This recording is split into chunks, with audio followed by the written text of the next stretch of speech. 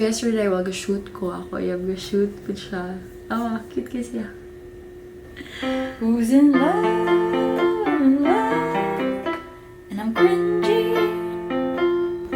Thank you, Lord. Kaya na ako uyab nga gwapa kayo. Cheeks kayo.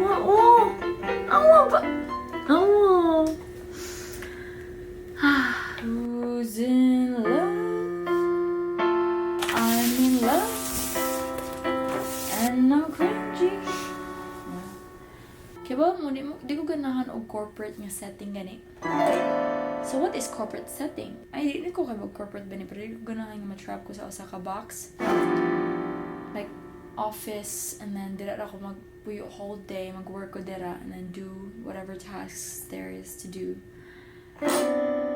But here I am in my own home. It's like a big office, and I'm stuck here, and I'm home, and I'm here all day, most of the time. But I don't really feel trapped. It's like it's nice to feel this safe. Which is also some sort of a metaphor kay pagkabata nako. Di ko ganahan og kasal. Di ko ganahan nga magpakasal ko kay mamatay ang akong asawa niya maghila ko. But also, chicks boy ko. And daghan kay ko babae sa unaan, like daghan kay ko. Ako mga ex, di ganahan ako. Yeah. Pero karon murag ganahan ako sa idea nga mag-spend kag life together with the person you love, which is so hard to balance pud. Kay pag first pa lang yun, career woman jud ko, career person. So how do you balance having kids, having a wife, being so needy and clingy like me, and have a career at the same time? It's kind of hard, no? Especially if you're not really privileged with the distance, the work, the opportunities. It's kind of hard. But also, chuy raman pud.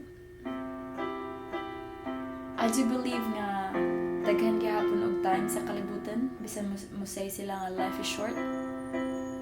I think life is short and sweet. And I think someday naragyapon time para anatanan. I hope so. And if dili, well, happy ra ko karon kay ni risk gyapon ko fall in love. Do my dreams, shoot every day, even though late ko sometimes, and even though it feels fake. Wait, it doesn't feel fake. It's just I'm try go hard to make it real, even though it's not really the day nga mo na day nga shoot. Wala kasabot na ko. I have to clean pa over there. Oh, it's very messy. Karong adlaw dili natog akong nanay, my own mother nga gikan ko sa iyang vagina. My auntie nga katong show na ko nga dapat ko mo eskwela, imbes mo nang nanta ko niya sikat nanta ko ron, pero yan eskwela ko. And my sister nga akong employee nga wala na ako gisweldoan kayo. Ako may post gyapon na ako mga video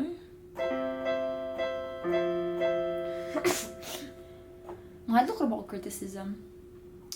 Yeah, I think that's one thing about me, mahadlok ko criticism. Mahadlok po ko og compliments. Wa ko kay bogas ako mas mahadlok sa compliments or sa criticism. Kay people pleaser mo ko. So, ang compliments mo siya og matrap ko ana ang idea like, si Viva kay kanang gwapa. Yung mahadlok ko nga mabati ako naong kay hala gwapa biya yung expectation ako niya. What if mabati ako naong? Dili ko gwapa niya, dili wala ko mag-expect na ana, pero mura like maunay thought gani mahadlok og compliments. If criticism pod sa una nilot mo ko mahadlok criticism, pero recently katong nag-damage na akong utok kani yung akong mental health. Maglisten ako og take og criticism. Pero I think since generally healthy mo ko na sa una ma-okay na. So basically, yeah, mas mahadlok ko og compliments. Please do not compliment me.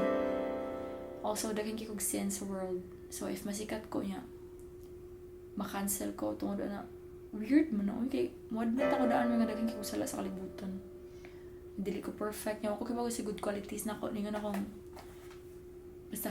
special someone nga kanang nato ko lang good qualities. Wala dyan ko kita ang good qualities siguro. Kay mahatag ko. Pero di man na good quality kay ba mga kay tungod lang wala ko kibago sa value sa kwarta niya. Hindi kay ko kwarta sa una. Mura ra og di man na good thing nga maghatag ka tungod kay daghan. Mura lang og nanadyo kay daghan. Wala ako kasabot bitaw, pero I need to clean and I think daghan ako na storya. Unya-unya na pod kay na pa ko'y December 6 nga video nga himon karon. Sex. Sorry, Mom.